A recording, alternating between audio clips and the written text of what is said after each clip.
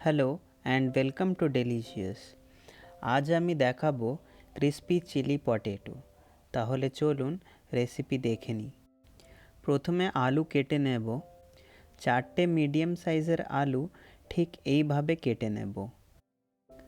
Thickness বেশি মোটা কিংবা বেশি পাতলা হবে না, এই 1/2 ইঞ্চি মতন রাখবেন।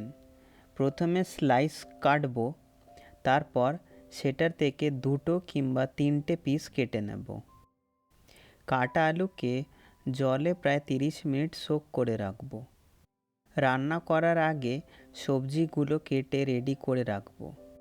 একটা মিডিয়াম সাইজের পেঁয়াজ স্লাইস করে কাটবো। 5টা রসুনের কোয়া মোটা মোটা করে চপ করব। 1 ইঞ্চি আদা ফাইনলি চপ করব। স্বাদ মতো লঙ্কা পাতলা করে কাটবো। স্প্রিং অনিয়নের সাদা অংশটা ফাইনলি চপ করব, আর সবুজ অংশটা আলাদা ফাইনলি চপ করে রেখেছি। জুলিয়েন করে একটা ক্যাপসিকাম কাটবো। সস মিক্সচার বানিয়ে রাখবো। 2 টেবিল চামচ রেড চিলি সস, 1 টেবিল চামচ টমেটো কেচাপ, 1 চা চামচ ভিনিগার, 1 চা চামচ চিনি, সব দিয়ে ভালো করে মিক্স করে নেব। রেড চিলি সসের জায়গায় গ্রিন চিলি সস ব্যবহার করতে পারেন, কোনো অসুবিধা নেই। রেড চিলি সস লালচে কালারের জন্য দিয়েছি। এইবার আলু সামান্য ফুটিয়ে নেব। একটা প্যানে জল ফুটিয়ে নেব। 1 চিমটি বেকিং সোডা দেব। ফুটন্ত জলে আলু 2 মিনিট ফুটিয়ে নেব। তারপর আলুগুলো ধুয়ে প্লেটে ছড়িয়ে রাখব। তাতে স্বাদ মতো নুন, স্বাদ মতো লঙ্কা গুঁড়ো, 1/2 চা চামচ কাশ্মীরি লঙ্কা গুঁড়ো দেব। কাশ্মীরি লঙ্কা গুঁড়ো অপশনাল, শুধু কালারের জন্য দিয়েছি।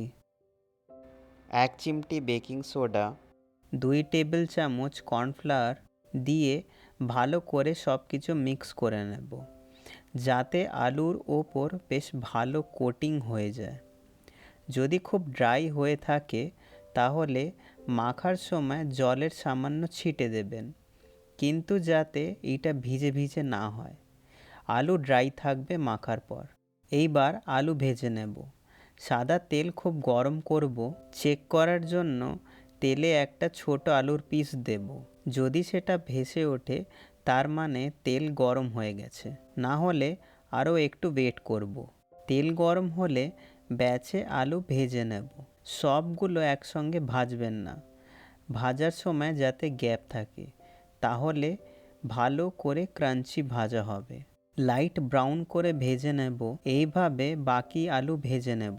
এইবার সস রান্না করব। আলু ভাজার তেলটাই ব্যবহার করছি। ওটা উপযুক্ত কোয়ান্টিটিতে একটা কড়াইতে গরম করব। তাতে কুচো রসুন আর আদা দিয়ে দেব। কাঁচা গন্ধ বেরিয়ে যাওয়া পর্যন্ত ভেজে নেব। আঁচ পুরো হাই রাখবেন আর ইনগ্রিডিয়েন্টসগুলো কাছেই রাখবেন। আদা রসুন ভাজার পর তাতে পেঁয়াজ, স্প্রিং অনিয়নের সাদা অংশ চপ করা, কাঁচা লঙ্কা, সামান্য নুন দিয়ে ভেজে নেব। পেঁয়াজ থেকে জল ছাড়া পর্যন্ত ভেজে নেব, লাল করে ভাজবেন না। 2 টেবিল চামচ ডার্ক সয়া সস দেব। গরম আছে সেটা 5 মিনিট ভেজে নেব, যতক্ষণ না সস শুকিয়ে যাচ্ছে। এই পার্টটা খুবই ইম্পর্টেন্ট। এখানে সয়া সসের ক্যারামেলাইজেশন হচ্ছে, নাড়াচাড়া করতে থাকবেন। সয়া সস ভাজা হলে তাতে সসের মিক্সচারটা দিয়ে দেব। সেটা শুকনো হওয়া পর্যন্ত ভেজে নেব। শেষে ক্যাপসিকাম দেব। 1 মিনিট নাড়াচাড়া করে নেব। ক্যাপসিকাম শেষে দিলাম যাতে সেটা ক্রাঞ্চি থাকে। সস রান্না হয়ে গেছে, আঁচ অফ করে দেব।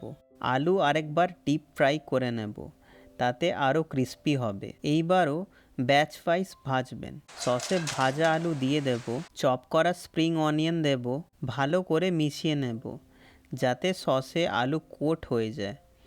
জেন্টলি মিক্স করবেন যাতে আলু ভেঙে না যায়।